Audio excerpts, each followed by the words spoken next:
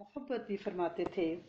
तो खिलाफत राशिदा का निसफ आखिर हम पढ़ेंगे, यानी निसफ अव्वल हमने पढ़ा, उस पे बात की और हमने उसको बड़ी डिटेल से अल्हम्दुलिल्लाह रब्बिल आलमीन हमने शेखैन करीमैन यानी हज़रत अबू बकर सिद्दीक और हज़रत उमर फारूक के बारे में डिटेल से पढ़ा। आज हम जिक्र करेंगे हज़रत उस्मान गनी रज़ी अल्लाह ताला अन्हु का। और आपको पता है ना कि जब हम मर्दों का नाम लेते हैं तो उस पे पेश बोलते हैं अनहु, और जब खवातीन का नाम लेते हैं तो अनहा, उस पे जबर होती है। हजरत उस्मान बिन अफान बिन अबुलास, ये जो हैं ऐसी बड़ी हस्ती हैं, दो कुनियतें इनकी मशहूर हैं। एक आपकी कुनियत अबू अमर और एक अबू अब्दुल्ला थी। जाहिलियत के ज़माने में आपको अबू अमर कहा जाता था। मुसलमान होने के बाद जब हज़रत बीबी रुकैया रज़ी अल्लाह ताला अन्हा से आपको अल्लाह पाक ने एक बेटे से नवाजा तो उनका नाम अब्दुल्ला रखा गया, तो आपकी कुनियत जो है ना वो अबू अब्दुल्ला पड़ गई। अब नबी करीम सल्लल्लाहु अलैहि वसल्लम से जो उनका रिश्ता है हज़रत उस्मान गनी का, आप हैरान होंगे, हमें कभी इस तरफ ख्याल ही नहीं आया कि इतना क्लोज रिश्ता है। हज़रत उस्मान गनी की नानी जो थी ना, वो नबी करीम सल्लल्लाहु अलैहि वसल्लम के वालिद हज़रत अब्दुल्ला की हकीकी बहन थी। यानी हज़रत अब्दुल्ला और हज़रत उस्मान गनी की नानी जो है वो तवाम में पैदा हुए थे, एक ही माँ है उनकी और हज़रत अब्दुल मुत्तलिब उनके वालिद हैं। तो गोया हज़रत उस्मान गनी जो हैं वो नबी करीम सल्लल्लाहु अलैहि वसल्लम की फूफीजाद बहन यानी कजन के बेटे भी हैं। आप में बहुत ज्यादा हया था, यानी जहां हज़रत उस्मान गनी का नाम आता है तो फौरन शर्मो हया ज़हन में आ जाता है, क्योंकि इतने वाक़यात तारीख में भरे हुए हैं, बहुत ज्यादा शर्मीले थे। हज़रत ज़ैद बिन साबित फरमाते हैं कि नबी करीम सल्लल्लाहु अलैहि वसल्लम ने का एक इरशाद ग्रामी नकल हुआ है कि हज़रत उस्मान गनी मेरे पास से गुजरे तो मुझसे एक फरिश्ते ने कहा कि मुझे इनसे हया आती है, क्योंकि इनकी कौम इनको कत्ल कर देगी। यानी प्रिडिक्शन पहले से अल्लाह के रसूल सल्लल्लाहु अलैहि वसल्लम के पास मौजूद थी आपकी शहादत के बारे में। नबी करीम सल्लल्लाहु अलैहि वसल्लम ने फरमाया कि जिस तरह उस्मान अल्लाह और उसके रसूल से हया करते हैं, इसी तरह अल्लाह भी उस्मान से हया करते हैं। और हज़रत हसन रज़ी अल्लाह ताला अन्हु फरमाते हैं कि हज़रत उस्मान गनी की जब उनके सामने हज़रत हसन के सामने हज़रत उस्मान गनी के हया का जिक्र आया तो उन्होंने फरमाया कि अगर कभी हज़रत उस्मान गनी नहाना चाहते, दरवाजा बंद करके फिर भी अगर कपड़े उतारते तो वो अपनी पुश्त शर्म के मारे सीधी नहीं कर सकते थे। यानी अकेले में भी उन्हें इतनी हया थी, गोया फरिश्तों से अल्लाह से हया करना। अक्सर ये सवाल बच्चियां पूछती हैं कि हम घर में भी खुद को ढांप के रखें, हम घर में भी पूरे कपड़े पहन के रहें, हम घर पे भी सर को ढांपें। तो ये देख लें, आप मर्द हैं, उस्मान गनी की हम बात कर रहे हैं, अल्लाह पाक उनकी कब्र को मुनव्वर करे और उनको मजीद अपना कुर्ब अता फरमाए इंशाल्लाह। तो वो यानी दरवाजा बंद करके, उस जमाने में तो गुस्ल ऐसे ही था कि चारपाई खड़ी की और पीछे नहाना शुरू कर दिया, और मर्द खड़े होके नहा रहे हैं और ऊपर का पूरा दाढ़ नजर आ रहा है। तो वो दरवाजा बंद करके नहाते थे और फिर भी सीधे कपड़े उतारते हुए इस कदर शर्माते थे कि अपनी पुश्त सीधी नहीं कर सकते थे शर्म से।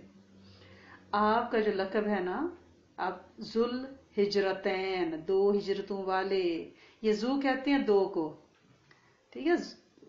जू हिजरतैन यानी हिजरतों वाले, हिजरतैन होता है दो हिजरतें, ये हिजरत की जमा हिजरतैन।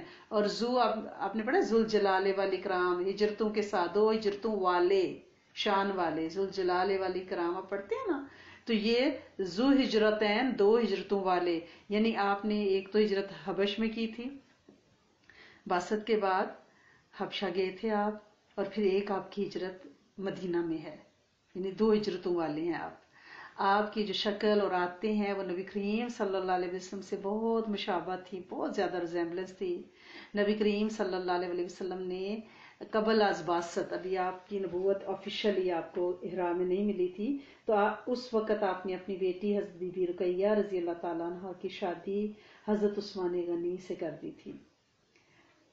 وہ آپ کو پتا ہے جنگ بدر کے دن پہ حضرت بی بی رقیہ جو ہیں وہ فوت ہو گئی تھی. تو حضور صلی اللہ علیہ وسلم نے اس کے بعد اپنی دوسری بیٹی حضرت بی بی ام کلثوم رضی اللہ تعالیٰ عنہ کی شادی آپ سے کر دی. اسی لیے آپ کو ذوالنورین بھی کہتے ہیں، دو نوروں والے، دو ہجرتوں والے، دو نوروں والے حضرت عثمان غنی. تو بی بی ام کلثوم جو سیکنڈ وائف تھیں وہ 9 ہجری میں فوت ہو گئی تھی، یعنی 7 سالہ ان کی رفاقت رہی ہے حضرت عثمان غنی کے ساتھ. تو سوائے حضرت عثمان کے کوئی شخص اس دنیا میں ایسا نہیں گزرا جس کے نکاح میں کسی بھی نبی کی 2 بیٹیاں رہی ہوں. یہ آپ کا خاص اعزاز اللہ پاک نے آپ کو عطا فرمایا ہے. اور مناسک حج کے بارے میں آتا ہے کہ حضرت عثمان غنی سے بہتر کوئی نہیں جانتا تھا. اور آپ کے بعد جو سب سے زیادہ مہارت تھی جن کو مناسک حج میں، وہ حضرت عبداللہ بن عمر تھے. حضرت عثمان غنی چوتھے مسلمان تھے، یعنی ان سے پہلے 3 شخص ایمان لائے ہوئے تھے، چوتھے آپ تھے، یعنی سابقون الاولون میں سے ہیں اور عشرۂ مبشرہ میں سے ہیں، جن 10 اصحاب کو ان کی زندگی میں ہی جنت کی بشارت دے دی جائے. سبحان اللہ. آپ حضرت ابوبکر صدیق کے کہنے پہ مسلمان ہوئے تھے. آپ صحابہ اکرام میں سے سب سے زیادہ پیسے والے تھے، مالدار تھے اور سب سے زیادہ سخی بھی تھے، اللہ کی راہ میں خرچ کرنے والے تھے. یا وہی ٹوٹکا آپ کر سکتے ہیں، وہ جو ایک ٹپ ہے روحانی کہ حضرت عثمان غنی جن لوگوں کو معاشی مشکلات ہیں، آج کل کووڈ-19 چل رہا ہے اور روزگار کے روٹی روزی کے مسئلے لوگوں کو آئے ہیں، اللہ پاک سب کی روزی کو انشاءاللہ طاہر طیب برکت والا اور کشائش والا بنائیں اور بند راہیں رزق کی انشاءاللہ کھولیں. تو یہ ایک حضرت عثمان غنی کو کیونکہ ہم پڑھ رہے ہیں اور ہم نے یہ بھی دیکھا ہے کہ آپ بہت زیادہ مالدار بھی اور سخی بھی ہیں، تو ایک جو یعنی ٹپ ہے روحانی وہ کیا ہے کہ جن لوگوں کو معاشی تنگی ہے، روزگار کی تنگی ہے، یا ایسا بھی ہو سکتا ہے کہ انٹرویوز آ رہے ہیں لیکن آپ کو کامیابی نہیں ملتی، تو آپ کیا کریں کہ آپ روز اگر صبح و شام سورۃ اخلاص 200 مرتبہ پڑھ لیں. ہر دفعہ بسم اللہ الرحمن الرحیم ساتھ پڑھنی ہے، اول آخر درود شریف پڑھنا ہے، اور یہ 200 دفعہ پڑھی گئی سورۃ اخلاص حضرت عثمان غنی کی روح کو ہدیہ کریں.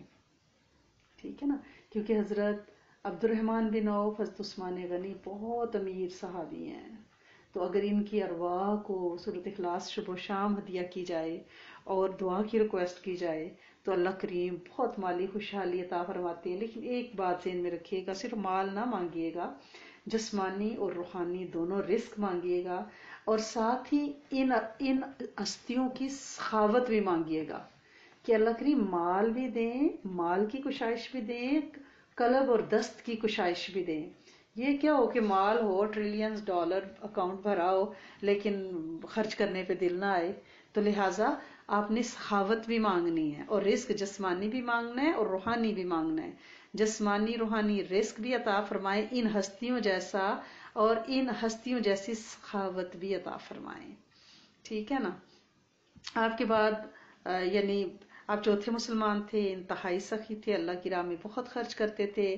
حضرت رقیہ کیونکہ سخت بیمار تھی، 2 ہجری میں جب غزوہ بدر ہوا ہے تو آپ اس میں شامل نہیں ہو سکے، تو نبی کریم صلی اللہ علیہ وسلم کی اجازت اور حکم سے آپ رکے کہ آپ مدینہ میں ہی رہیں اور حضرت بی بی اپنی وائف حضرت بی بی رقیہ رضی اللہ تعالیٰ عنہ کی تیمارداری کریں. لیکن جنگ بدر میں جتنا مال غنیمت ملا اس میں آپ کو برابر حصہ ملا، شمولین کا جو حصہ تھا نا ویسا ہی حصہ آپ کو برابر ملا جتنا کہ شرکت کرنے والوں کو ملا. اور نبی کریم صلی اللہ علیہ وسلم نے یہ خاص رعایت فرمائی اور آپ نے فرمایا کہ عثمان جو ہیں اصحاب بدر میں ہی شامل ہیں، ان کو اصحاب بدر میں ہی شامل سمجھنا چاہیے. چنانچہ جو بدری اصحاب کی 313 کی لسٹ ہے نا، اصحاب بدر کا جو عمل ہے کہ اگر ان 313 ہستیوں کا نام لے لیا جائے روز، ان کا کہتے ہیں ذکر اصحاب بدر، تو اس کے بعد بھی دعا قبول ہوتی ہے. آن لائن اگر آپ گوگلز پہ جا کے اصحاب بدر کے نام دیکھیں گی تو 313 کے آپ کو نام، ہر ایک کا نام لے کے اس کے ساتھ رضی اللہ تعالیٰ عنہ ہو، اور جب وہ 313 پڑھیں تو اس کے بعد تھوڑا سا اللہ کی تسبیح ذکر کرنے کے بعد اب دعا مانگی تو دعا کی خاص قبولیت ہوتی ہے. تو اس میں حضرت عثمان غنی کا نام شامل ہے. آپ صحابہ کرام جتنے بھی صحابہ کرام میں تھے ان میں یعنی جو کثرت سے عبادت کرنے والے صحابہ ہیں نا، اس میں آپ کی خاص شہرت تھی. رات بھر کھڑے ہو کر نماز پڑھا کرتے تھے اور لگاتار سال ہر سال روزے رکھا کرتے تھے. بہت کم وقفہ روزوں میں آتا تھا. اور مسجد نبوی کے ساتھ جو ہے نا ساری ازواج مطہرات کے جو حجرہ مبارک ہیں، وہ زمین آپ نے خریدی تھی اپنے خرچ پہ اور مختص کی تھی ازواج مطہرات کے حجروں کے لیے، ہدیہ کی تھی نبی کریم صلی اللہ علیہ وسلم کو. اور اب وہ زمین جو ہے وہ مسجد نبوی کا حصہ ہے، مسجد نبوی کے اندر ہے. تو دیکھیں یہ قیامت تک یہ اجر، یہ ریوارڈ، یہ وہ صدقہ جاریاں ہیں جو خیر کے کام ہیں، جو ہمارے وجود سے اگر اللہ پاک لے لیتے ہیں، ہمیں توفیق بخشتے ہیں، تو ہمارے مرنے کے بعد صدیوں یہ اعمال دیکھیں. اب 1450 سال ہو گئے ہیں، آج بھی مسجد نبوی میں جو عبادات ذکر ہوتے ہیں تو وہ زمین جس نے خرید کے مختص کی ہے وہ ان تک وہ اجر پہنچتا رہے گا، اور انشاءاللہ اللہ کریم اپنی رحمت سے ان کی نسلوں میں بھی منتقل فرما رہے ہوں گے. تو اللہ کریم ہمیں بھی خیر کے کام انشاءاللہ کرنے کی توفیق عطا فرمائے اور ان کو قبول لے بھی. 1 سال مدینہ میں بڑا قید پڑا تو آپ نے تمام محتاجوں کو غلہ خود تقسیم کیا. اور مسلمان جب مدینہ آئے تو پانی کی وہاں سخت تکلیف تھی، آپ کو پتہ ہی ہے. ایک یہودی کے پاس میٹھے پانی کا کنواں تھا کیونکہ یہاں کا پانی کافی کھارا تھا اس وقت. پھر تو نبی کریم صلی اللہ علیہ وسلم کے آنے سے اور آپ کے لاب کی تاثیر سے اللہ کریم نے ان کنووں کو شہد جیسا اور شفا والا بنا دیا. سبحان اللہ. تو ایک یہودی کے پاس کنواں تھا اور وہ تو بیچتا تھا، تو آپ نے 35,000 درہم میں وہ کنواں خریدا اور مسلمانوں کے لیے نہیں بلکہ عام یہودیوں کے لیے بھی، عام عوام کے لیے کھول دیا. یہ 35,000 درہم 1450 سال پہلے کی بات ہو رہی ہے. سوچیں یہ آسان تھا؟ آسان ہوتا تو سارے لوگ وہ کنواں خریدنے کی کوشش کرتے. یہ حضرت عثمان غنی کی سخاوت، آپ نے کبھی جھوٹ نہیں بولا تھا. اور جب سے آپ مسلمان ہوئے تھے ہر ہفتے ایک غلام آزاد کرتے تو یوزلی جمعے کو کرتے تھے. اگر کسی ہفتے آپ غلام آزاد نہ کر پاتے تو اگلے ہفتے 2 غلام آزاد کیا کرتے تھے.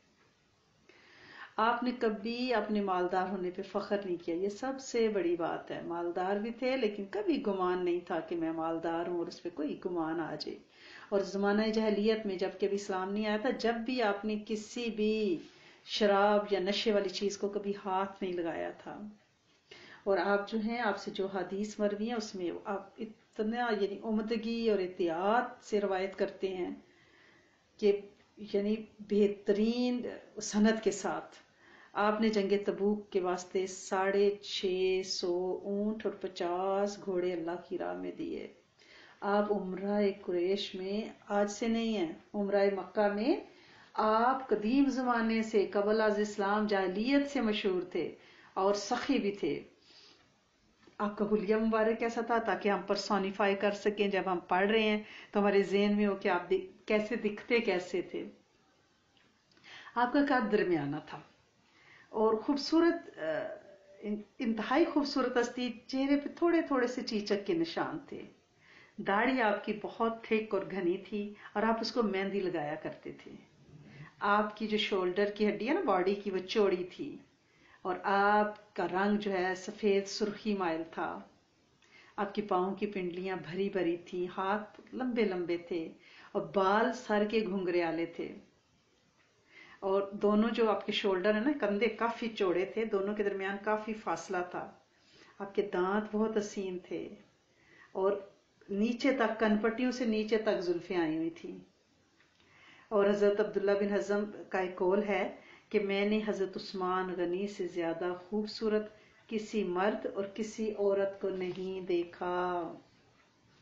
اب آپ کی سلیکشن کیسے ہوئی؟ ہم نے حضرت عمر فاروق کے دور میں پڑھ لیا تھا کہ حضرت عمر فاروق نے ایک کمیٹی بنا دی تھی، ٹھیک ہے، صحاب کی، کہ یہ مل کے فیصلہ کریں گے اور ویٹو کا اگر حق ہوگا تو وہ اپنے بیٹے کو دیا تھا کہ اگر دونوں پارٹیز ایون ہو جائیں تو پھر کیا کریں گے، آپ اپنا ووٹ دیں گے. تو آج پھر ہم اس کو تھوڑا سا دہراتے ہیں کہ حضرت فاروق اعظم نے 3 دن دیے تھے، مہلت دی تھی کہ 3 دن کے اندر خلیفہ مقرر کریں، اور گارڈ لگا دیے تھے. حضرت مقداد کو کہا تھا کہ آپ اپنی ٹیم لے کر ایک گھر میں جہاں مشورہ ہوگا خلافت کا، وہاں دروازے پہ پہرا دیں گے اور کسی کو وہاں نہیں آنے دیں گے، پھٹکنے نہیں دیں گے.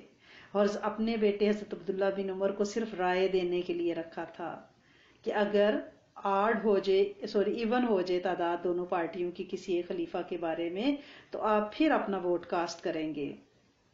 اس وقت کسی نے حضرت عبداللہ بن عمر سے کہا تو آپ کو نہیں، آپ کے والد نے بھائی لسٹ میں ڈالا، تو آپ نے فرمایا کہ بار خلافت کی ذمہ داری میرے والد کے لیے ہی بہت سخت تھی، اور انہوں نے یہی سوچا کہ میں یہ محنت اپنی نسلوں پہ نہ ڈالوں. اور یہی چیز حضرت عمر فاروق نے بھی فرمائی تھی کہ بار خلافت کی ذمہ داری میرے لیے کیا کم ہے کہ میں اپنے خاندان میں دوسروں کو بھی اس محنت میں ڈالوں اور انہیں بہت سی آسائشوں سے محروم کر دوں.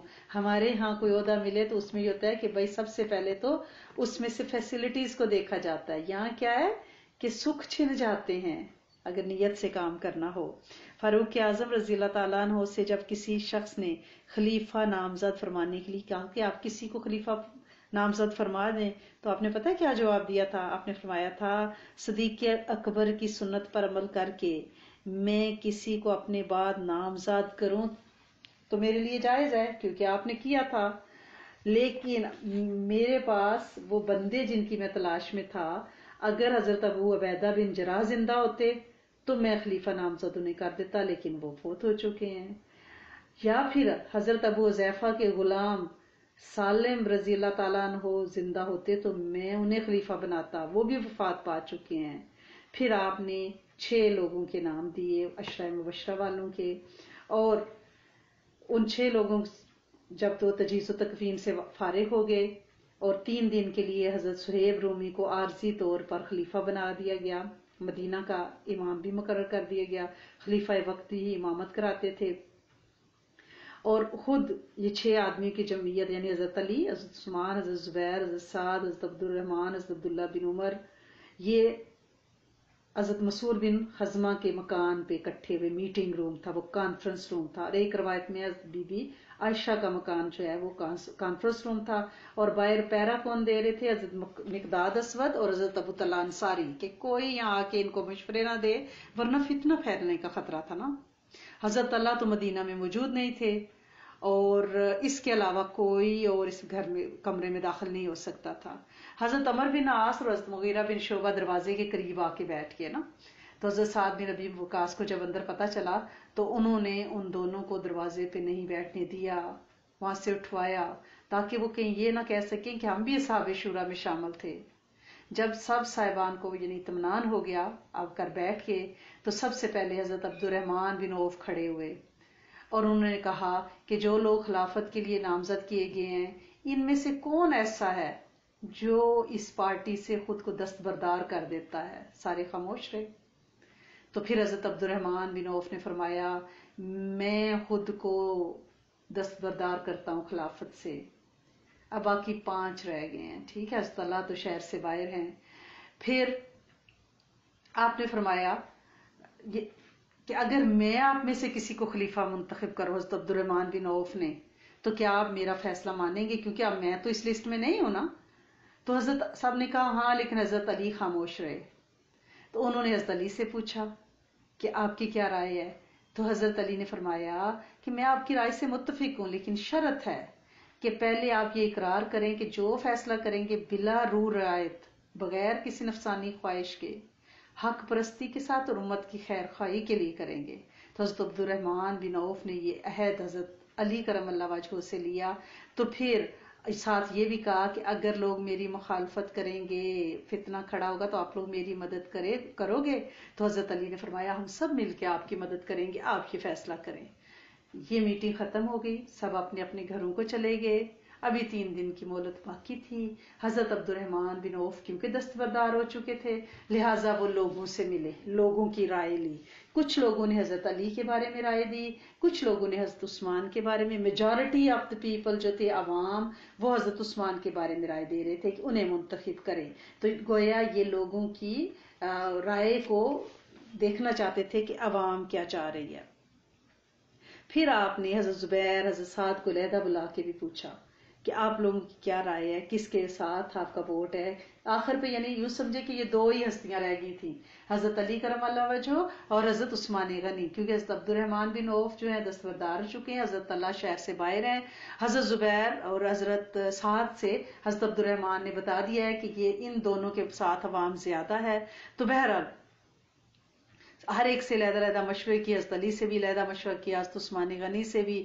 حضرت علی نے فرمایا کہ میں حضرت عثمان غنی کے ہاتھ پہ بیعت کرنے کو تیار ہوں. حضرت عثمان غنی نے فرمایا میں حضرت علی کے ہاتھ پہ بیعت کرنے کو تیار ہوں. دونوں گویا دونوں ان اصحاب میں بھی کوئی کسی قسم کی بات نہیں تھی.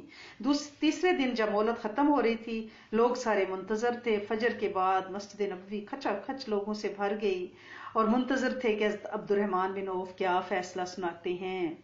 حضرت عبد الرحمن بن عوف کچھ فرمانے سے پہلے بعض لوگوں نے کھڑے ہو کے آ کے اپنی رائے دینی شروع کر دی جو کہ صحابہ شورا میں نہیں تھے. مثلا حضرت عمار بن یاسر نے کہا کہ میں حضرت علی کو مستحق خلافت سمجھتا ہوں. حضرت ابن ابی سراج عبداللہ بن ربیع نے کہا کہ ہم حضرت عثمان غنی کو زیادہ مستحق سمجھتے ہیں. تو اسی طرح چھ مگوئیاں ہونے لگی نا. تو حضرت سعد نے حضرت عبد الرحمن بن عوف کے کان میں کہا کہ آپ ڈیلے نہ کریں، اس طرح تو فتنہ پیدا ہو جائے گا امت میں، آپ جلدی اٹھیں اور اعلان کریں. تو وہ کھڑے ہوئے حضرت عبد الرحمن بن عوف ممبر پہ گئے، اللہ کی حمد و ثنا بیان کی، کیونکہ وہ چاہتے تھے کہ وہ فوری طور پہ فیصلہ سنائیں. پھر انہوں نے فرمایا، آواز دی حضرت عثمان غنی کو کہ آپ میرے پاس آئیں، اور کہا کہ اللہ اور رسول کے احکام اور سنت شیخین پر چلنے کا آپ اقرار کریں. انہوں نے اقرار کیا اور کہا اور یہ بھی اقرار کیا کہ میں اللہ اور رسول کے حکم اور صدیق و فاروق کے نمونے پر حکومت کروں گا. اس کے بعد حضرت عثمان کے ہاتھ پر انہوں نے بیعت کی حضرت عبد الرحمن بن عوف نے. حضرت علی اول تو اس اچانک نظارے سے تھوڑے سے دل گرفتہ ہوئے اور مسجد سے روایات میں آتا ہے اٹھ کر باہر جانے لگے، لیکن پھر کچھ خیال آیا، فوراً تیزی سے بڑے حضرت عثمان غنی کے ہاتھ پر انہوں نے بیعت کر لی. الحمدللہ. حضرت اللہ اس روز یعنی مدینہ میں موجود نہیں تھے، لیکن وہ بعد میں آئے، اگلے دن انہوں نے بھی بیعت کر لی. اس طرح سے سب نے تقریباً بلا کسی اختلاف کے حضرت عثمان غنی کے ہاتھ پر بیعت کر لی.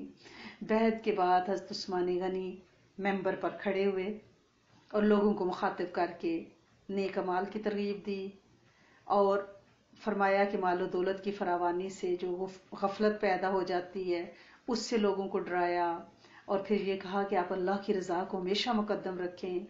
اس کے بعد تمام صوبوں کے عاملوں کے نام خط حکم نامہ جاری کیا کہ فاروق اعظم شہید ہو چکے ہیں اور میں نیا جو ہے خلیفہ آپ کا بن چکا ہوں. اب پہلا مقدمہ جو حضرت عثمان کے دور میں اسی وقت پیش کر دیا گیا وہ فاروق اعظم کی شہادت کا تھا. اور آپ کو پتہ ہے نا کہ حضرت فاروق اعظم کی شہادت سے چند روز پہلے یعنی ابو لولو فیروز نے دھمکی بھی دی تھی، اور اس نے یہ خنجر جو لیا تھا نا جس سے شہید کیا تھا وہ رمضان سے لیا تھا. رمضان کا آپ کو پتہ ہے نا کہ فارس کا وہ حکمران جو بعد میں ایمان بھی لے آیا تھا، وہ پانی پینے والا واقعہ پیچھے ہم نے سنایا تھا کہ اس نے حضرت فاروق اعظم سے کہا کہ آپ مجھے ڈر ہے کہ میں پانی پینے لگوں گا تو آپ مجھے شہید کر دیں گے. تو آپ نے فرمایا میرا وعدہ ہے کہ جب تک آپ پانی نہیں پی لو گے آپ کو کچھ نہیں کہا جائے گا اور آپ کو پوری بات کہنے کا موقع دیا جائے گا. اس نے پیالہ رکھ دیا، اس نے کہا آپ نے وعدہ کر لیا اب تو میں یہ پانی کبھی بھی نہیں پیوں گا، اس لیے آپ مجھے مار نہیں سکتے. آپ نے فرمایا تم نے مجھے دھوکہ دیا لیکن میں تمہیں دھوکہ نہیں دوں گا. تو اس کے بعد رمضان ایمان لے آیا تھا اور مدینہ میں آپ نے حضرت عمر فاروق نے اس کو گھر بھی دیا ہوا تھا. تو یہ جو خنجر خریدا تھا نا اس نے ابو لولو فیروز نے، اس نے رمضان سے خریدا تھا، اور اس رمضان کے پاس ابو لولو بیٹھ کے باتیں بھی کرتا رہا تھا. اور اس وقت وہاں پہ ہیرا کا ایک اور عیسائی بھی جفینہ نامی تھا، وہ بھی بیٹھا ہوا تھا، اور ان تینوں کو ایک جگہ بیٹھے باتیں کرتے عبد الرحمن بن ابو بکر نے دیکھ لیا تھا. اور حضرت عبد الرحمن بن ابی بکر کو جب انہوں نے قریب آتے دیکھا تھا نا تو ابو لولو فوراً وہاں سے اٹھا اور اٹھتے وقت جلدی میں خنجر جو اس نے خریدا تھا نا وہ زمین پہ گر گیا تھا، اور اس کو گرتے ہوئے بھی حضرت عبد الرحمن بن ابو بکر نے دیکھا تھا اور ابو لولو کو اٹھاتے ہوئے بھی وہ خنجر دیکھا تھا. اور جب آپ شہید ہوئے نا تو حضرت عمر فاروق تو عبد الرحمن بن ابی بکر نے دیکھا کہ یہ تو وہی خنجر ہے اور پورا واقعہ انہوں نے سنا دیا. انہوں نے کہا کہ یہ تو اس نے رمضان سے خریدا ہے، یہ اور وہ جفینہ بیٹھ کے آپس میں وہ پلان کر رہے تھے اور میں نے ان کو دیکھا ہے، یہ وہی خنجر ہے. اور जब उन्होंने ये वाकया सुनाया तो उनके जो बेटे हैं हज़रत उमर फारूक के, हज़रत उबैदुल्लाह बिन उमर, उन्होंने सुना तो बहुत तहश और इंतकाम, उन्होंने रमजान पे हमला किया, उसे जख्मी किया, वो मारा गया। फिर हज़रत साद बिन अबी वकास ने हज़रत उबैदुल्लाह को गिरफ्तार कर लिया और उन्होंने ईसाई जो बैठा हुआ था ना पास जफीना, उसको भी मारने की कोशिश की थी और वो जख्मी हुआ था। तो बहरहाल हज़रत अब्दुल्ला नहीं, हज़रत उबैदुल्लाह बिन उमर हैं, दूसरे बेटे हैं उनके हज़रत उमर के। तो बहरहाल जफीना को तो वो कत्ल ना कर सके, लेकिन रमजान मारा गया और साद बिन अबी वकास ने उनको गिरफ्तार किया, क्योंकि अभी कोई खलीफा तो बना नहीं था। लिहाजा तो सुहेब रूमी जो आर्जी तौर पर खिलाफत जिन्होंने 3 दिन के लिए संभाली हुई थी, उनके पास दिया, तो उन्होंने कोई फैसला नहीं किया और उन्हें कैद कर दिया। ठीक, अब जब हज़रत उस्मान गनी खलीफा बने हैं तो बैत आम मस्जिद नबवी में हुई और उसके बाद जब आप बात कर चुके तो पहला मुकदमा ही हज़रत उबैदुल्लाह का पेश किया गया आपके सामने और कहा गया कि इन्होंने रमजान को कत्ल किया है। जब उनसे पूछा गया तो हज़रत उबैदुल्लाह ने कहा हाँ मैंने कत्ल किया है। इस पर हज़रत उस्मान गनी ने सहाबा इकराम से मशवरा किया कि अब क्या करें, ये तो इकबाल जुर्म कर रहे हैं। हज़रत अली ने फरमाया कि उबैदुल्लाह बिन उमर को रमजान के कसास में कत्ल कर देना चाहिए, लेकिन हज़रत अमर बिन आस ने हज़रत अली की इस राय की मुखालफत की और कहा कि किस तरह मुनासिब है कि अभी कल परसों की बात है कि इनका बाप मारा गया, आज बेटे को कत्ल कर दें। तो लोगों ने हज़रत अमर बिन आस की राय की तायीद की। हज़रत उस्मान गनी तो शशोपंज में पड़ गए, पहला ही मुकदमा है, क्या करें। फिर फौरन इन्होंने फरमाया कि ये मामला फारूक आजम कैद खिलाफत का है, ये मेरी खिलाफत के ज़माने में हुआ ही नहीं है, ये पहले का, इसका जिम्मेदार मैं नहीं। इसके बाद हज़रत उस्मान गनी ने बेहतरीन उसकी सूरत यानी इख्तियार की। वो क्या थी कि खुद उबैदुल्लाह बिन उमर के वली बने, अपने पास से रमजान के कत्ल की दियत अदा की और मेंबर पर चढ़कर एक पुरसर तकरीर की और इस तरह तमाम लोग फैसले से खुश और मुतमईन हो गए और हज़रत उबैदुल्लाह जो हैं वो क़िसास कत्ल से बच गए। ठीक है, तो आज हम सिर्फ इसी पे इक्तफा करते हैं कि इसी को हम डाइजेस्ट कर लें और इसी का नूर और तासीर अपने अंदर इंशाल्लाह पाएं भी और बढ़ाएं भी। कुछ लोग क्वेश्चन जो आ रहे थे उसमें एक क्वेश्चन ये आया था कि तहज्जुद की नमाज के लिए हम उठना चाहते हैं, हम उठ नहीं पाते और कोई आसान टोटका दे दें। देखिए, पहली बात तो ये है कि तहज्जुद की नमाज एक थर्मामीटर है जिसमें आप अपने ईमान का जो लेवल है उसको मेजर कर सकते हैं कि आपका ईमान किस लेवल पे है। क्योंकि अगर आप रात को नहीं जागते तो आपको अपने दिन के अमाल पे नजर रखनी पड़ेगी कि दिन में आपने क्या क्या काम किया, कैसा खाना खाया, किन की सोबत में बैठे। ये सारी चीजें तहज्जुद पे असरअंदाज होती हैं। बाज़ औक़ात किसी ऐसे घर का खाना खा लेते हैं जिनका रिज़्क मशकूक होता है। बाज़ औक़ात दिन में किसी की गीबत चूली हो जाती है तो रात को जागने की तौफीक ख़त्म हो जाती है। क्योंकि हदीस मुबारका में 3 किस्म के लोग रात के बताए गए हैं। वो 3 कौन से हैं?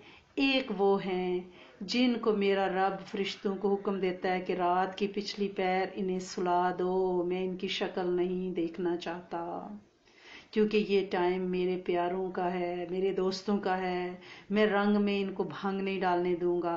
क्योंकि किसी ख़ास महफिल में अगर नापसंदीदा कोई शख्स आ जाए तो बंदे का यानी हस्ती का जो मजाज पे ग्रां गुजरता है, तो अल्लाह पाक नहीं चाहते कि उस खूबसूरत महफिल, उस खूबसूरत वक़्त में जबकि मेरे प्यारे मेरे सामने झोलियाँ उठा रहे हों और मैं उनकी झोलियाँ भरने पे हूँ, मेरी सखावत अपने अरूज पे हो, दुआओं की कबूलियत हो और मैं आसमानी दुनिया पे हूँ, एक एक की दुआ का जवाब दे रहा हूँ, तो उस वक़्त मेरे नापसंदीदा बंदे मुझे नज़र आए।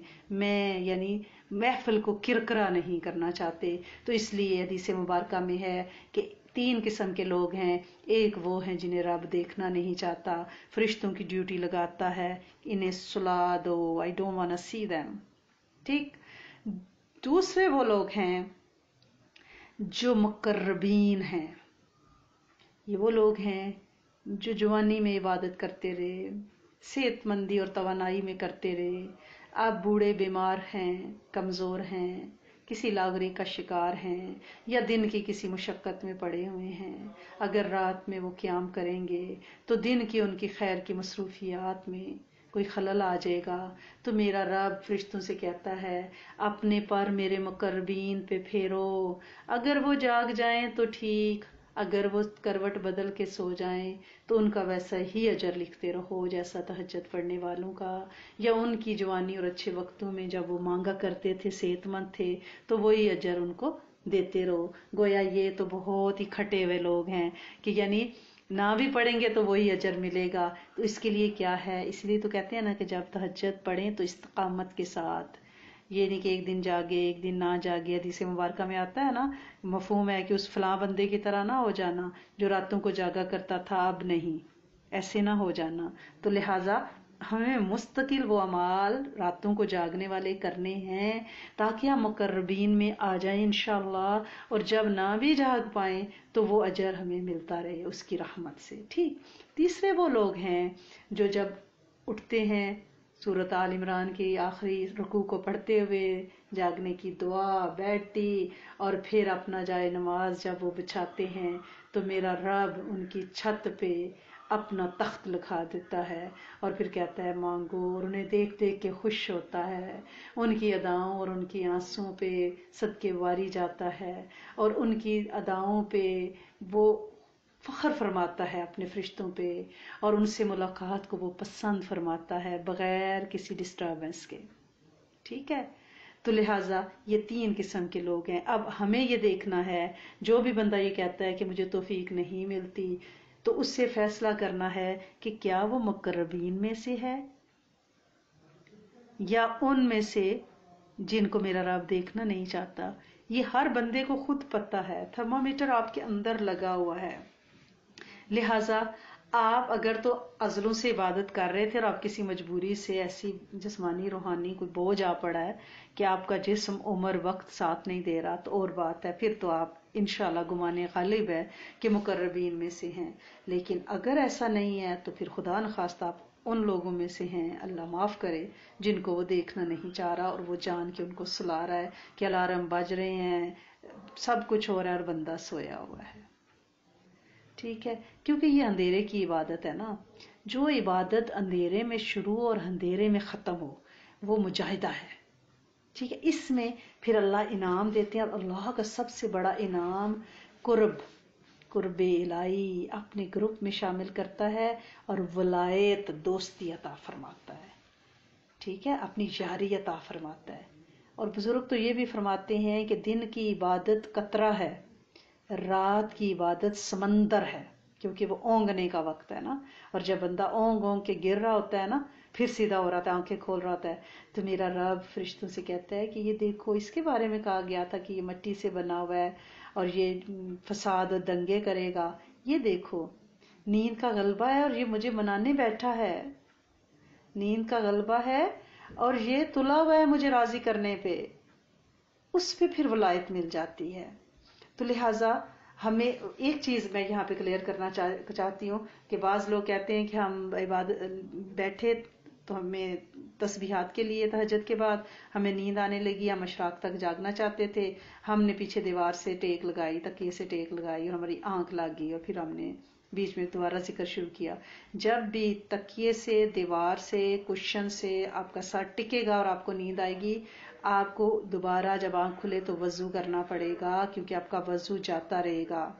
ہاں، بیٹھے بیٹھے آپ کا کوئی سہارا نہیں آس پاس، آپ سیدھے بیٹھے، اگر آپ کو اونگ آتی ہے آپ آگے گرتے ہیں، سائڈ پہ گرتے ہیں، نیند کا غلبہ ہے۔ بعض کا دن میں تھکے ہوتے ہیں، مصروف دن ہوتا ہے، آپ نے سیاسٹا دن میں آپ نے کیلولا نہیں کیا ہوا تو آپ کو نیند آتی ہے، انسانی فطرت ہے، اس پہ اللہ خوش ہوتے ہیں کہ میرا بندہ اس حالت میں بھی مجھے یاد کر رہا ہے۔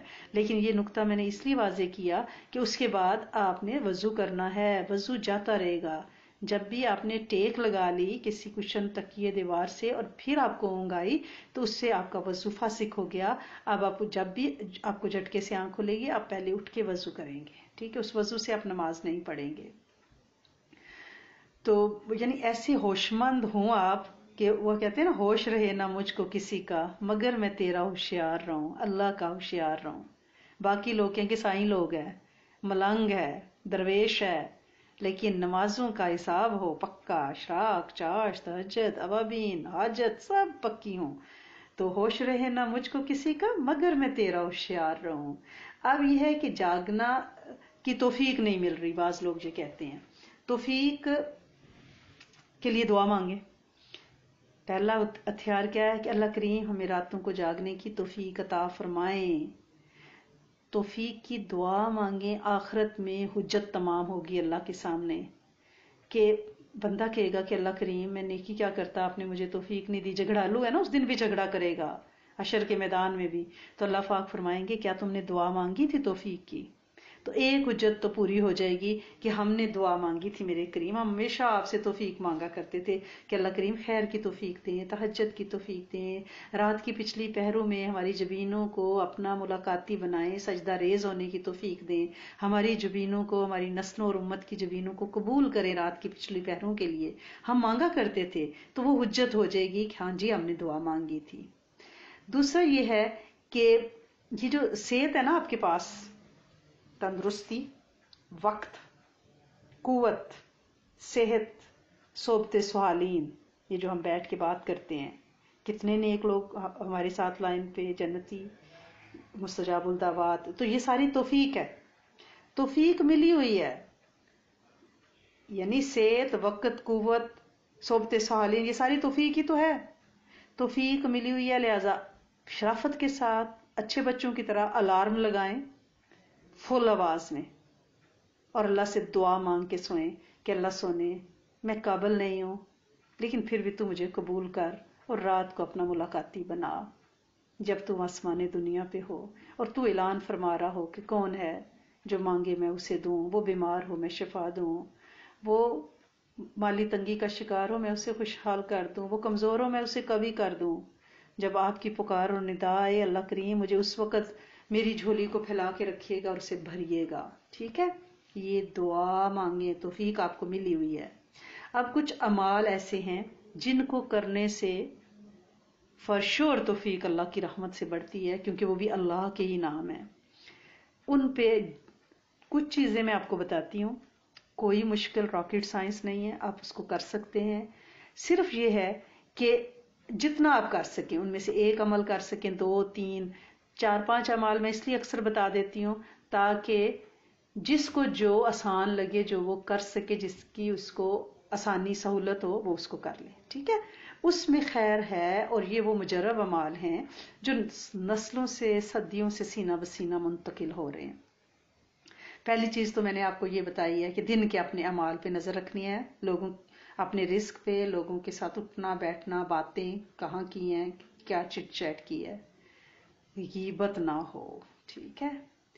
دوسرا یہ ہے کہ اذان میں وہ تاثیر ہے کہ شیطان دور بھاگ جاتا ہے، حدیث مبارکہ میں ہے نا کہ جہاں اذان دی جاتی ہے شیطان تہامہ کی پہاڑیوں سے ری خارج کرتا ہوا دور بھاگ جاتا ہے۔ تو شیطان کے بہلاوے سے نیند کی تھپکیاں، پوری رات جاگتے رہیں گے لیکن وہ جو تہجد کا ٹائم ہوگا اس پہ آ کے بندہ ڈہ جاتا ہے، شیطان اپنے چالیں چلتا ہے۔ تو لہٰذا آپ رات کو جب بستر پہ سوئیں نا، سارے اعمال کر رہی ہوں، تو ایک دفعہ اذان پڑھ لیا کریں، اللہ اکبر اللہ اکبر، اشہد ان لا الہ الا اللہ، اشہد ان لا الہ الا اللہ، پھر حی علی الصلاۃ، حی علی الفلاح کو رپیٹ کیا کریں کہ نماز کی طرف آؤ، فلاح کی طرف آؤ، تو تہجد کی اس میں نیت کیا کریں، تصور کیا کریں۔ رپیٹ کس کو کرنا ہے؟ اذان میں حی علی الصلاۃ، حی علی الفلاح، اس کو بار بار دہرائیں، انشاءاللہ آپ تہجد کی طرف آئیں گے اللہ کی رحمت سے، ٹھیک؟ ایک اور عمل ہے جو رات کو سوتے وقت آپ سب کرتے ہیں، اس میں تہجد کی نیت بھی کر لیجئے گا کہ آپ اپنے دل پہ ہاتھ رکھ کے جو یا 22 یا نور 11 بار پڑھتے ہیں، تو آپ جب یہ پڑھ رہے ہوں تو دل میں یہ رکھیں کہ اللہ اس دل کو رات کو جگا، نورانی بنا، اس وقت کا نور اس میں بھر، باعث کہتے ہیں نا زندگی کو، زندہ کر اس کو، اے دل زندہ تو نہ مر جانا، یہ زندگی حیات ہے تیرے جینے سے، تو اللہ کریم اس کو زندہ اور جگائیں، رات کو نور سے بھریں، یا 22 یا نورو پڑھتے ہوئے تہجد کا تصور اور توفیق کی دعا کریں، ٹھیک ہے؟ پھر آپ نے ایک عمل ایسا بھی کر سکتی ہیں آپ کہ آپ اپنے دل کو اس طرح تصور کریں کہ یہ ایک جار ہے، ٹھیک ہے، ڈھکن والا. آپ کا دل جو ہے، دل کی تصویر آپ نے دیکھی ہوئی ہے نا، دل ایک ڈھکن ہے، اس کے اوپر یہ جار ہے. یا آپ ایسا کریں کہ جیسے بلینڈر ہے، آپ کا جگ ہے نا، ملک شیک بناتی ہیں، تو دل ویسا ہے.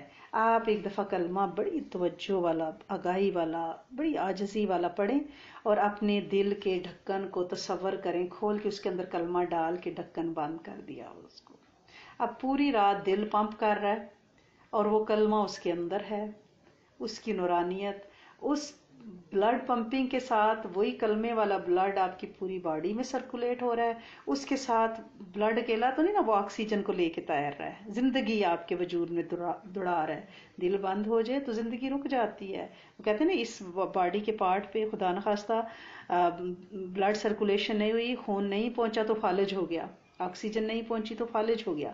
تو لہٰذا آپ کلمہ پڑھ کے، جیسے یوں سمجھیں کہ جیسے بلینڈر میں آپ آج کل آم ڈال رہی ہیں، دودھ ڈال رہی ہیں، تو وہ ہلتے ہیں نا، یا اسٹرابیریز تو وہ نظر آتی ہیں بیچ میں سے. ایسے کلمہ اندر دل کے اندر ہے، دل پمپ کر رہا ہے، کلمے کا نور دل کے اندر ہے، دل اللہ اللہ کر رہا ہے. اور پھر آپ اسی تصور سے سو رہی ہیں. پوری باڈی میں جب آکسیجن کے ساتھ کلمہ گردش کرے گا تو کیسے ممکن ہے کہ تہجد کے لیے آنکھ نہ کھلے؟ انشاءاللہ ضرور کھلے گی.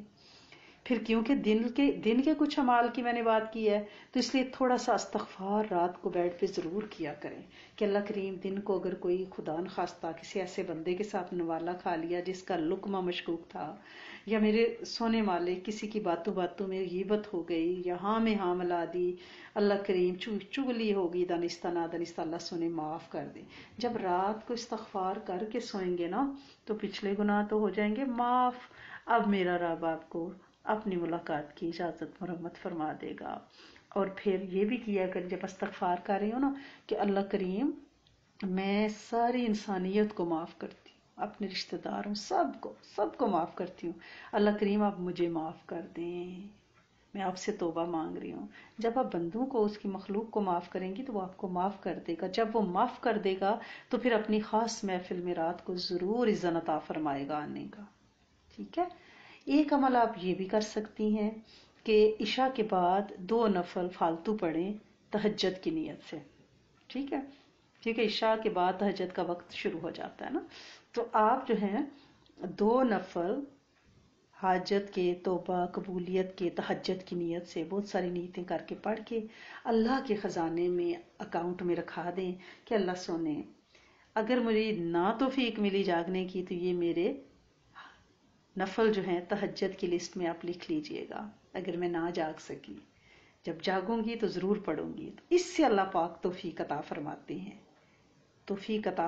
ہیں جاگنے کی، کہ آپ نے رات کو 2 نفل پڑھ کے اللہ کے پاس جمع کروا دیے تھے. وہ ہے نا بیل بیفور اریسٹ، ضمانت قبل از گرفتاری، وہ آپ نے پہلے ہی اللہ کے پاس رکھا دی ہے. تو میرا رب کہتا ہے کہ اتنی اس میں قدردانی ہے، اتنی خواہش اور طلب ہے، طلب میں پھر توفیق ملتی ہے. ویسے آپ دن میں لوگوں کو کہتے ہیں ہاں مجھے تو جاگنے کی نہیں، کہاں دن اتنا بیزی ہوتا ہے، ہاں نہیں میں کتنے تہجد نہیں. اس طرح نہیں، عمل کریں نا، قدردانی کے ساتھ دعا مانگے، اور عمل یہ کریں کہ 2 نفل تہجد کی نیت سے پڑھ کے رکھ دیں اللہ کے پاس، اور اس میں توبہ کی بھی نیت کریں، قبولیت کی بھی کریں، اور پھر یہ کہیں کہ اللہ سونے اگر میں نہ بھی جاگی تو اس کو میرے آپ تہجد میں ضرور لکھیے گا. اور وہ بڑا رحیم، بڑا قدردان رب ہے، وہ لکھ لے گا انشاءاللہ، اور توفیق بھی دے گا جاگنے کی.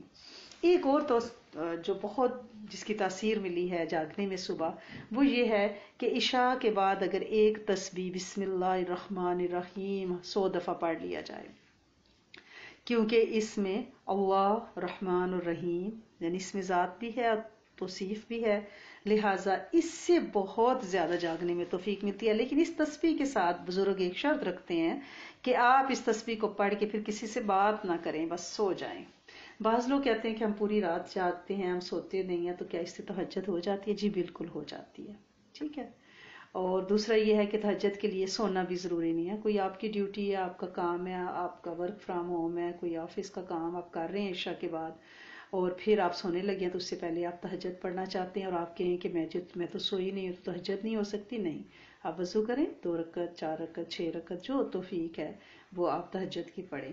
اور تہجد کے ساتھ ایک خاص جو لوگ تہجد پڑھنے کے عادی ہیں ماشاءاللہ سے، جن کو یقین ہے کہ وہ ہر روز جاگتے ہیں، ایک بہت بڑا عمل ہے کہ آپ پوری رات ہی عبادت میں شمار ہو گئے، کہ آپ عشاء کے جو وطر ہیں اس کو ہولڈ کر لیں، آخری جو وطر اور نفل ہے نا عشاء کے، ان کو آپ چھوڑ دیں، اور جب آپ رات کی پچھلی پیر جاگیں، یہ ان لوگوں کے لیے جن کو یقین ہے اور جو عادی ہیں جاگنے کی، اور جن کو وثوق ہے کہ وہ ضرور جاگیں گے انشاءاللہ، یہ نئے کھلاڑیوں کے لیے نہیں ہے، جو پرانے ہمارے اللہ کے قرب والے ساتھی ہیں ان کے لیے ہے کہ وہ وطر کو عشاء کے ساتھ نہ پڑھیں، وطر اور نفل جو دو ہیں آخری ان کو وہ روک لیں، اور رات کو وہ جاگ رہے ہیں یا سو بھی جاتے ہیں اور انہیں پتہ ہے انہوں نے تہجد پہ جاگنا ہے، ان کا الارم بھی ریڈی ہے اور وہ روٹین میں ان کا ٹائم پکا ہے، وہ جاگتے ہیں، تو پھر وہ پہلے تہجد پڑھیں گے، جب وہ جاگیں گے پہلے تہجد پڑھیں گے،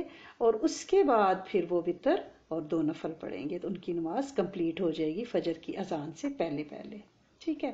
ایک اور عمل بھی اگر آپ کریں کہ اگر آپ کو لگتا ہے کہ آپ کا نفس موٹا ہو چکا ہے، اور یہ آپ نے کبھی نہیں کہنا، ہم خواتین کی عادت ہوتی ہے کہ ہم کہتے ہیں کہ ہاں کہاں شیطان مجھے رات کو جاگنے دیتا ہے، کہاں اٹھ سکتی ہوں۔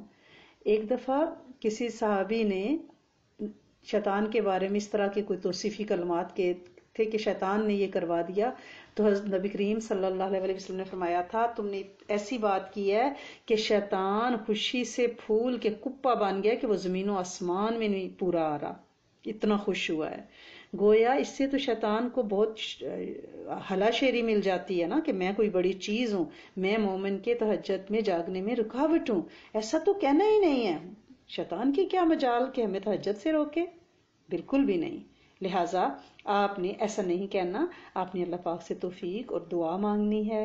اور ایک عمل جو میں آپ کو اور بتانے جا رہی تھی رات کو جاگنے کا تہجد کے لیے، قرب خداوندی پانے کے لیے، وہ کیا ہے کہ اگر آپ مغرب کے بعد 70 ٹائم یہ پڑھ لیں، اگر 70 دفعہ نہ بھی پڑھ سکیں، مصروفیت ہے، بچے ہیں، ٹائم نہیں ہے، تو آپ کم از کم 11 بار 7 بار ہی اس کو ضرور پڑھ لیں، تو انشاءاللہ تہجد میں جاگنے کی توفیق ملے گی۔ اور وہ دعا کیا ہے؟ یا نورو یا نورو یا نورو یا منور النوری منور قلبی بنور معرفاتک، اے نور والے رب، ٹھیک ہے، تو نور سے مجھے منور کر، میرے دل کو منور کر، اور میرے دل کو اپنی معرفت کا نور دے دے۔ اور جب معرفت ربی ملے گی نا، جب دل کی نورانیت ملے گی تو جاگنا بھی انشاءاللہ نصیب ہوگا، ٹھیک ہے۔ تو ان کو آپ کریں اور جاگنے کی پلیز کوشش کریں، کیونکہ کیا فائدہ، اگر زندگی تو گزر جانی ہے، کتنے ہی ہمارے ساتھی جو ہیں چل چلاؤ ہے، تو اگر ہم اسی طرح وقت ضائع کر دیں گے پھر آخرت میں ہم کہیں گے کیا ہماری وہ جو دوست ہے دیکھو کہاں بلندیوں پہ چڑھی ہوئی ہے، ہم پیچھے رہ گئے، ہم بھی کوئی باتیں کرتے تھے۔ تو بھائی آپ نے پرائم ٹائم تو چھیڑا نہیں ہے، پرائم ٹائم میں تو آپ نیند کے مزے لیتی رہے۔ یہ جو گھڑیاں ہیں نا یہ بہت میٹر کرتی ہیں ہمارے مذہب میں، کس گھڑی میں کون سی دعا مانگی ہے، وہ قبولیت کی گھڑیاں مغرب سے پہلے، فجر اور سورج نکلنے کے وقت، فجر کی اذان سے پہلے، یہ وہ گھڑیاں ہیں تہجد، اشراق، اوابین والی، مغرب اور عصر اور مغرب کے درمیان والی، یہاں پہ فرشتوں کی ڈیوٹیاں بدلتی ہیں، اور رات میں اللہ کریم آسمان دنیا پہ تشریف لاتے ہیں، تو ان گھڑیوں کو آپ نے کیش کرانا ہے۔ آج کل بہت سے ہم بات کر رہے تھے جیسے سنت نبوی اور جدید سائنس کی، چھوٹی سی کوئی ہم بات ضرور کرتے ہیں، برکت کے لیے میرے شیخ کی کتاب ہے، صدارتی ایوارڈ یافتہ ہے، سنت نبوی اور جدید سائنس، حکیم محمد طارق محمود چغتائی دامت برکاتہم کی، تو ان کی کتاب سے ہم کچھ نہ کچھ فیض لیتے ہیں۔ تو جیسے آج کل جو زندگی میں سہولتیں زیادہ آ رہی ہیں، تو اس سے کیا ہو رہا ہے کہ ہمیں بیماریاں زیادہ لگ رہی ہیں، تو انہوں نے اپنی کتاب میں ذکر کیا ہے کہ جیسے آج کل بیماریاں میں پائلز ہے، یعنی بواسیر، گیس، معدے کا بیماریاں، جلن، تو انہوں نے کتنا خوبصورت انہوں نے مثال دی ہے کہ حدیث کی کتب میں لکھا ہوا ہے کہ آپ صلی اللہ علیہ وسلم قضائے حاجت کے لیے بہت دور مدینہ سے باہر نکل جاتے، اور اس وقت جو سائنس ہے وہ کیا کہہ رہی ہے، زیادہ چلنے پہ زور دے رہی ہے، حتیٰ کہ امریکہ کے بڑے بڑے اسپتالوں میں یہ بات نمایاں ہے کہ لکھا ہوا انہوں نے بورڈ پہ کہ پاؤں پہلے پیدا ہوا یا پہیا، تو ظاہر ہے پاؤں پہلے پیدا ہوا ہے. اس کا مقصد یہ ہے کیا کہ قوم کو پیدل چلانا ہے.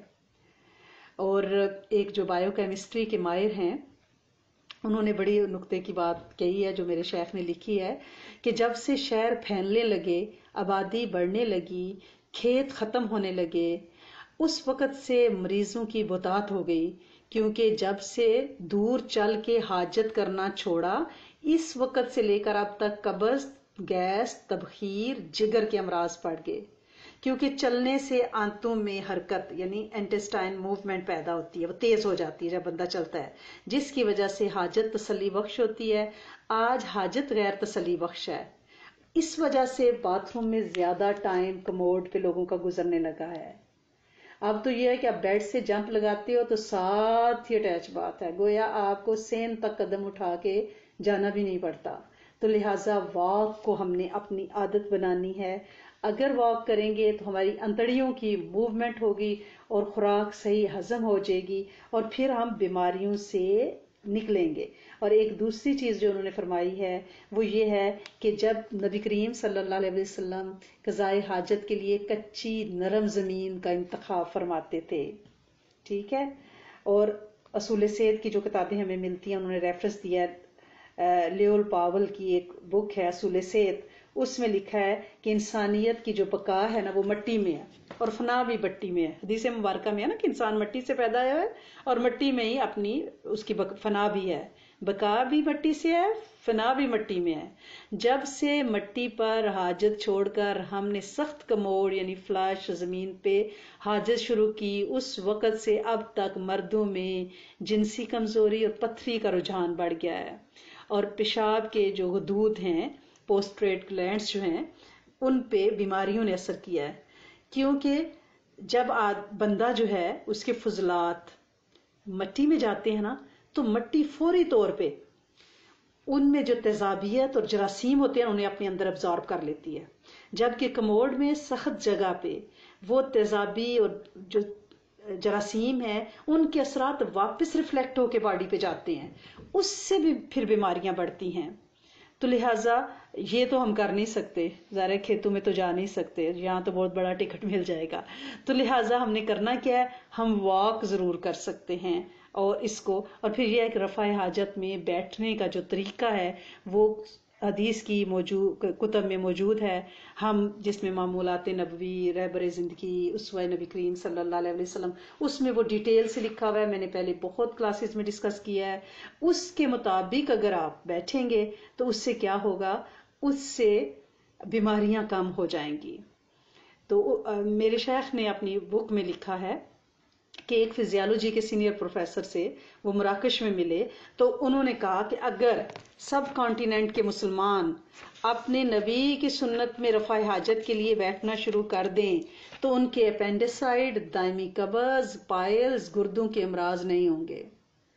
اور اسی طریقے پہ اگر وہ قضائے حاجت پہ جو ریسرچ کی گئی ہے اس میں یہی ہے کہ یہ سارے امراض جو ہیں وہ اس طریقے سے بیٹھنا، اور وہ طریقہ کل بچوں کی کلاس میں ہم ڈسکس کر رہے تھے کہ لیفٹ فٹ پہ زیادہ اپنے پریشر ڈالنا ہے، رائٹ فٹ کو ہیل جو ہے نا اپنی ایڑی کو اوپر اٹھانا ہے، اور دایاں ہاتھ اپنی پیشانی پہ رکھ کے تو آپ نے اس طرح سے بیٹھنا ہے. کیونکہ ٹوائلٹ جو سیٹ کموڈ ہیں اس پہ آپ پوری سنت تو نہیں پوری کر سکتے، لیکن still you feel better and it's easy to release.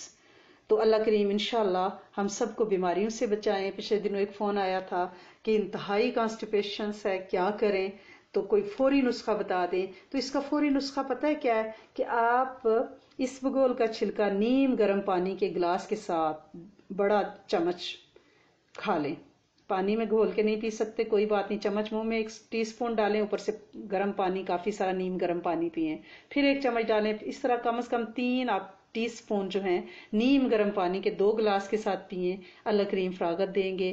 پھر پرونز جو آپ کا خشک آلو بخارا ہے، عام بازار میں ملتا ہے پیکٹ میں، وہ 2-3 آپ روز کھا لیں. اور اس بگول کے چھلکے کی یہ خاص بات ہے کہ اگر آپ اسے دہی کے ساتھ کھائیں گے تو یہ آپ کو قبض کرے گا، ٹھیک ہے نا. اور اگر آپ نیم گرم پانی کے ساتھ لیں گے تو یہ قبض کشا ہے، ٹھیک ہے۔ دیکھیں اللہ کا یہ ملٹی پرپز نظام کہ ایک ہی چیز میں کتنی صلاحیت کتنی خاصیتیں رکھتی ہیں، تو لہٰذا اللہ کریم ہم سب کو صحت شفائیں عطا فرمائیں، واک کو عادت بنائیں، پانی زیادہ پئیں، زیادہ دیر نہ بیٹھیں۔ اگر آپ کا کام بیٹھنے والا ہے، بعض ہماری ساتھی کہتی ہیں کہ ہم قرآن بیٹھ کے پڑھنا ہوتا ہے، تسبیحات کرنی ہوتی ہیں، دیکھیں چل پھر کے تسبیحات کریں، قرآن کو کسی اونچی ٹیبل سٹینڈ پہ رکھ لیں اور کھڑے ہو کے تھوڑی دیر کے لیے پڑھ لیا، کیونکہ زیادہ آپ بیٹھیں گی تو پھر اس طرح کے مسائل، گیس اور تبخیر معدہ، پائلز، کانسٹیپیشنس ہوں گے۔ تو صحت کا پہلے خیال رکھنا ہے، کیونکہ جسم اللہ کی امانت ہے۔ اگر صحت مند ہیں تو عبادت کر سکیں گے، صحت نہیں ہے تو عبادت کیسے کریں گے؟ تو اس لیے اپنے جسم کا بہت زیادہ خیال رکھیں، اور بہت سارا پانی، اسپیشلی ان دنوں بہت گرمی ہے اور ہم لوگ کیونکہ بہت روزے رکھ رہے ہیں، ظاہر ابھی ایام ابیض آج ختم ہوں گے تو پھر ہمارا تھرسڈے کا روزہ آ جائے گا، تو لہٰذا رات میں پھر پانی، جب آپ تہجد کے لیے رات کو جاگتی ہیں تو اپنے پاس پانی کی باٹلز رکھیں اور خوب خوب پانی پئیں، کلونجی کا استعمال اپنے ساتھ ضرور رکھیں، پانی کی باٹل اپنے جائے نماز کے پاس رکھیں، جو ذکر کرتی ہیں اس پہ دم کریں، پھر اسی پانی کو پئیں، اسی پانی میں سے اپنے گھر کے بچوں کے جو کھانا پینا، سالن، آٹا گوننا، وہ سب جو بھی آپ جوسز، اس میں وہی دم والا پانی استعمال کریں۔ اللہ کریم پوری امت کے جن و انس کو صحت شفائیں اور عطائیں انشاءاللہ اپنی رحمت سے عطا فرمائے۔ اللہم صلی علی سیدنا محمد فی اولی کلامنا، اللہم صلی علی سیدنا محمد فی اوسطی کلامنا، اللہم صلی علی سیدنا محمد فی آخری کلامنا۔ اے میرے کریم مالک، اے میرے سونے آقا، ساری تعریفیں تیرے لیے، تو عرش فرش کا مالک، تو خالق مالک کائنات، ہم تیرے بندے، ہم بڑے کمزور، اپنی کمزوری کا اعتراف کرتے ہیں، اللہ سونے ہمیں معاف فرما دے۔ اللہ کریم بشری کمزوریوں کے تحت جو غلطیاں، کمیاں، کوتاہیاں، اللہ کریم انہیں معاف فرما دیں اور کرم کر دیں، اپنے علم میں سے علم عطا فرمائیں، اپنے حلم میں سے حلم عطا فرمائیں، خاتمہ بالخیر عطا فرمائیں، اپنی رضائیں عطا فرمائیں، اپنی معرفت عطا فرمائیں، ہم سے راضی ہو جائیں۔ اللہ کریم کسی بھی بلا کی مشقت اور مجاہدے سے بچائیں، اللہ کریم بدبختیوں سے بچائیں، اللہ کریم بد نظریوں سے بچائیں، اللہ کریم کالے جادو سے بچائیں، اللہ کریم گھروں کے جھگڑوں سے بچائیں، اللہ کریم طلاقوں، خودکشیوں سے بچائیں، اللہ کریم مال اولاد کی برکتیں عطا فرمائیں، اللہ کریم اولادوں کو نیک صالح بنائیں، انہیں علت قلت اور ذلت سے بچا لیں۔ اے میرے کریم مالک، بچوں کے لیے عافیت کے بہترین زوج مقدر فرمائیں۔ ہماری یہ دعا پوری امت کے جن و انس اور بالخصوص اللہ کریم ہمارے گروپس کے لیے ضرور قبول فرمائیے گا، ہمارے استادوں، ان کی نسلوں کے لیے قبول فرمائیے گا۔ اے میرے کریم مالک، اے میرے سونے آقا، اس وبا میں اللہ کریم بہت لوگ بیماری کا شکار ہیں، اللہ کریم جو بیمار ہیں انہیں شفا دے، جن کا جانا ٹھہرا انہیں کلمہ ضرور عطا فرمائیں، جو چلیں گے ان کے قبروں کو کشادگی اور وسعت عطا فرمائیں۔ اے میرے کریم مالک، اے میرے سونے آقا، کسی ناگہانی آفت سے بچا کے رکھنا، اللہ کریم اللہ کریم آسودہ زندگی عطا فرمائیں، سبک رفتار اور سہل۔ اے میرے کریم مالک، اے میرے سونے آقا، دوسروں کے معاملات کی دخل اندازی سے ہمیں باز رکھیں۔ اللہ کریم ہمارے پیارے جتنی قربانیاں کر رہے ہیں، اللہ کریم ان کی قربانیوں کو قبول فرمائیں، انہیں تاثیر اور برکت عطا فرمائیں۔ اللہ کریم راضی ہو جائیں، نظر بد سے بچائیں، جادو جنات سے بچائیں، بے ہدایتی سے بچائیں، وقت ایمان کی برکت عطا فرمائیں۔ اللہ کریم بن مانگے وہ ساری خیریں عطا فرمائیں جو نبی آخر الزمان صلی اللہ علیہ وآلہ وسلم نے چاہیں، سارے شرور سے پناہ عطا فرمائیں جن سے آپ صلی اللہ علیہ وآلہ وسلم نے